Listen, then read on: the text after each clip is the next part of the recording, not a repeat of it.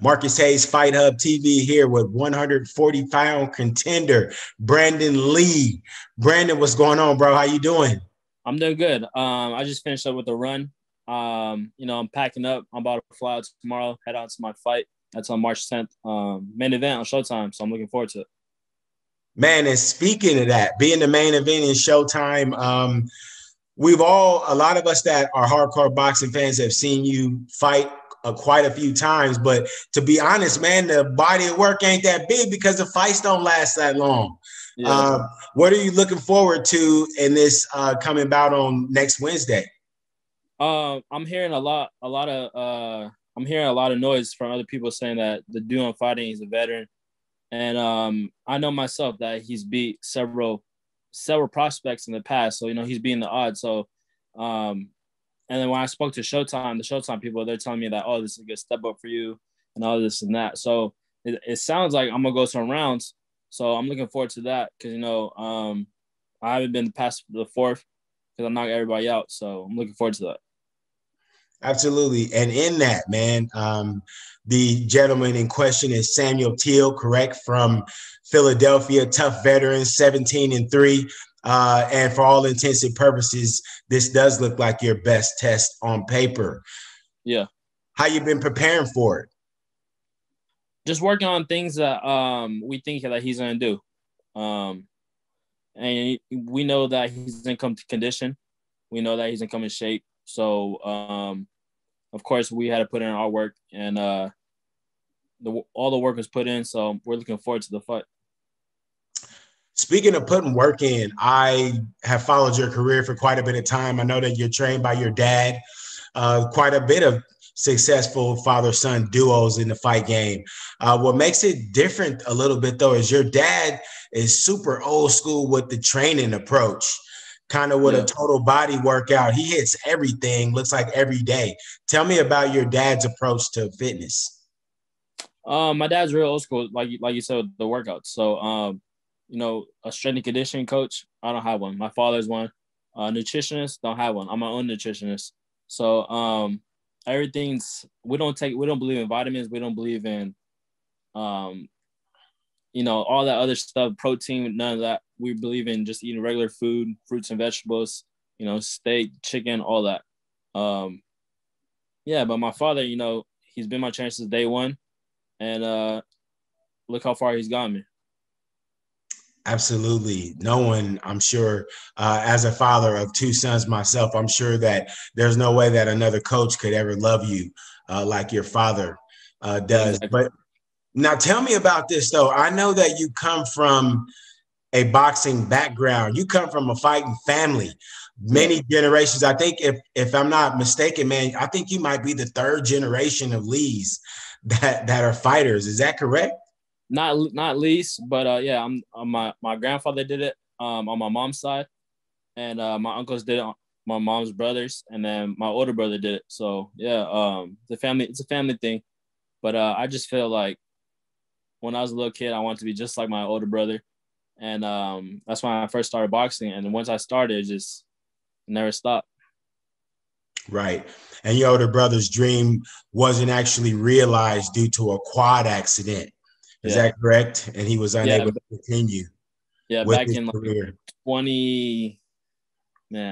2011, something like that. He got hit with the quad and messed him up a little bit. Wow, yeah. That's unfortunate, man. That's something else.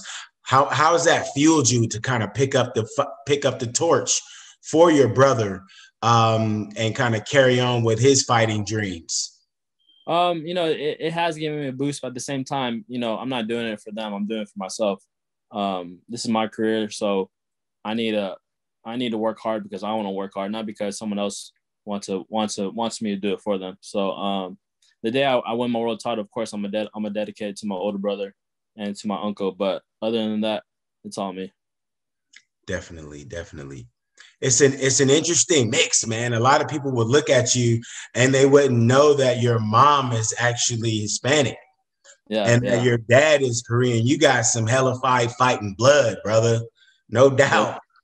The blood's strong. So if we need to go to war, we can go to war. Absolutely. Definitely no quitting, Brandun Lee. Brandun, I know that you've got a couple friends in the fight game. I know that you're particularly close with one guy that is close, getting ready to make a brush with greatness. Sounds like Jaron Boots Ennis Yeah. from Philadelphia.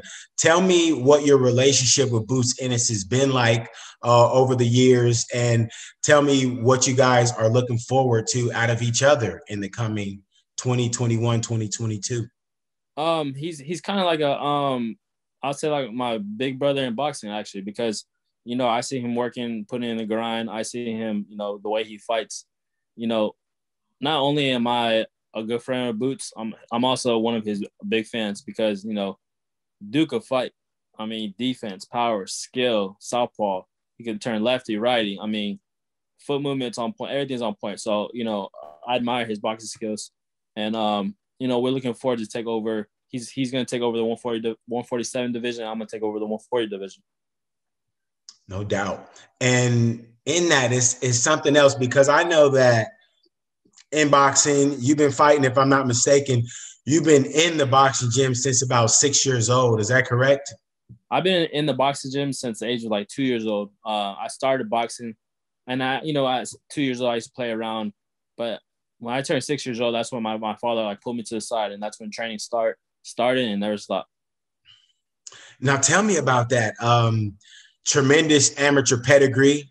I know a lot of folks don't talk about your amateur pedigree, but something about like 195 bouts won with only somewhere around hovering around 5 defeats. Yeah. Here yeah. So I had a huge amateur career. So I have a lot of experience. My father wanted to fight me like every weekend. So, we from Northern California, we used to drive to Southern California every weekend. I lived in Yuba City, so we'd leave Yuba City on a Friday, drive to Sacramento. Yeah, yep, 30 minutes north of Sacramento. So we'd leave from Yuba City, drive like 10 to 11 hours to San Diego. Wake up Saturday morning, weigh in, fight in San Diego, win. After the fight, we'll drive to Los Angeles. Sunday morning, wake up in Los Angeles, weigh in, fight, win, and go home. Wow.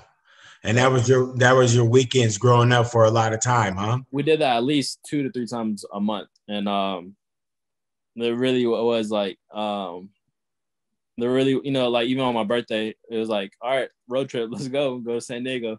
Let's roll. Yeah. What do you remember most about those times in amateur boxing that you miss? Probably,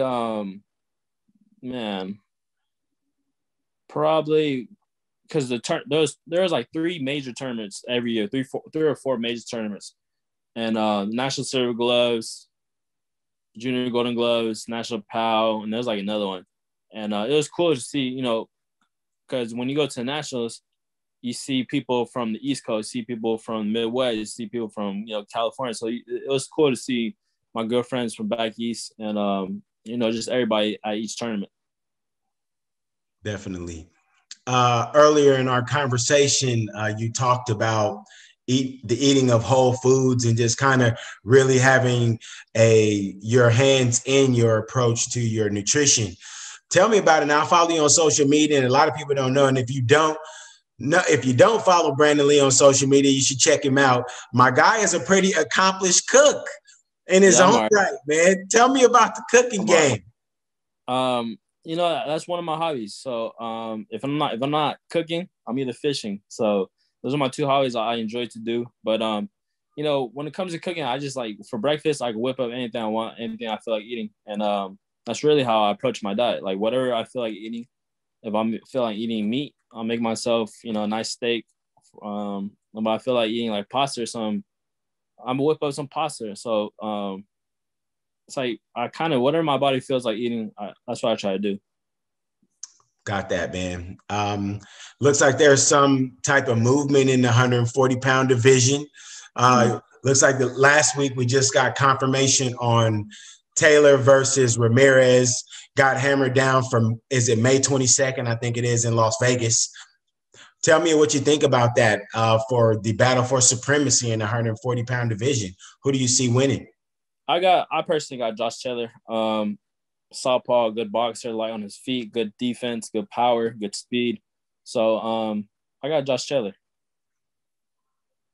Right.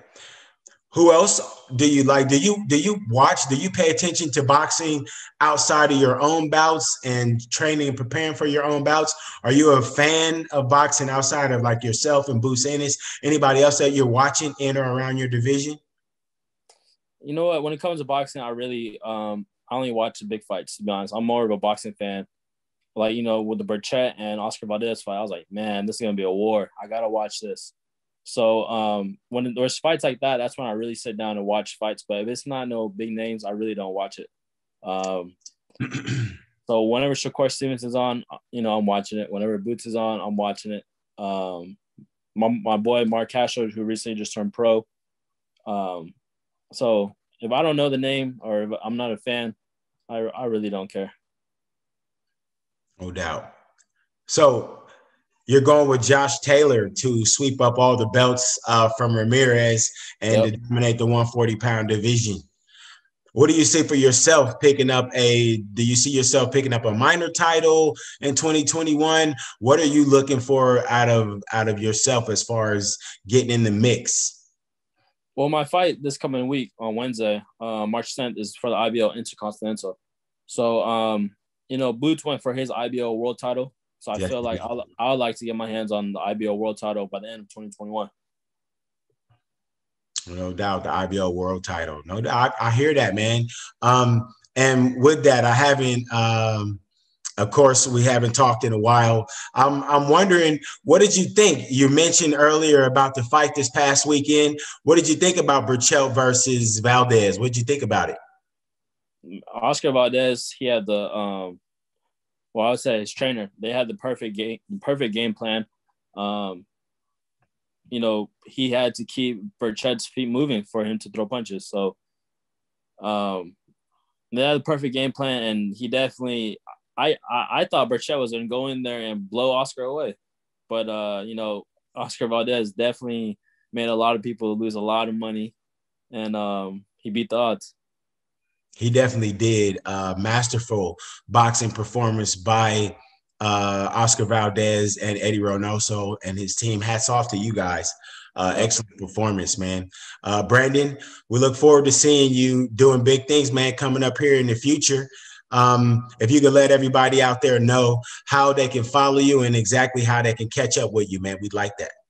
So I post all my fight updates, all my everything about my life pretty much on Instagram. So you can follow me on Instagram or Twitter at Brandun_Lee. That's BRANDUN_Lee. And while you're at it, check out my Team Brandun Lee merch. I just launched it like a month ago.